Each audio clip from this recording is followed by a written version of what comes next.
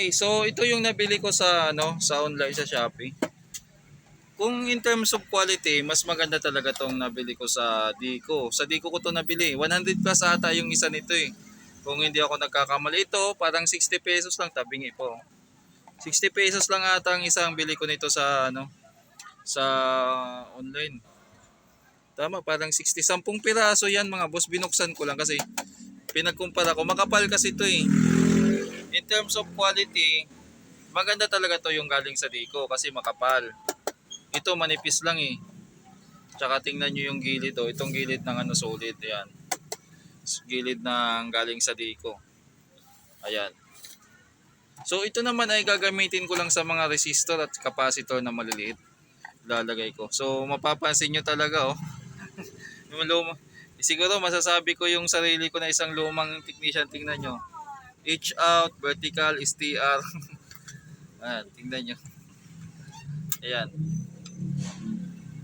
May mga H out pa pala ako dito. Tingnan mo, ito 1426 oh. Luma pa 1554. Yan. Yan. 5011. Vertical IC, yan, STR. Yan. Dito yan. Mga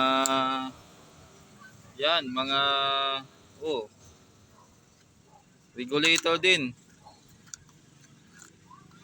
Yan. Wala na, hindi ko na rin nagamit eh. Dati mabenta to.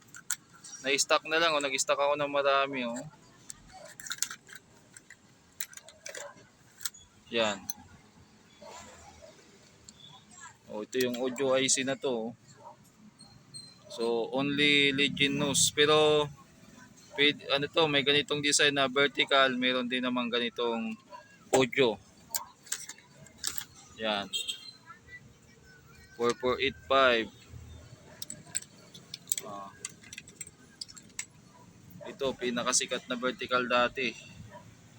7833. Yan mga boss. So pwede naman kayo bumili sa online pero may dahilan kung bakit mas mura ito kaysa dito. So buti may stock pa ako na para mapagkumpara ko. May dahilan talaga. So 10 piraso, papasalamat ako sa papasalamat ako sa tawag dito. Parang hindi sinabay sa order ko yung Oh, wala nga Tika lang. Saglit lang mga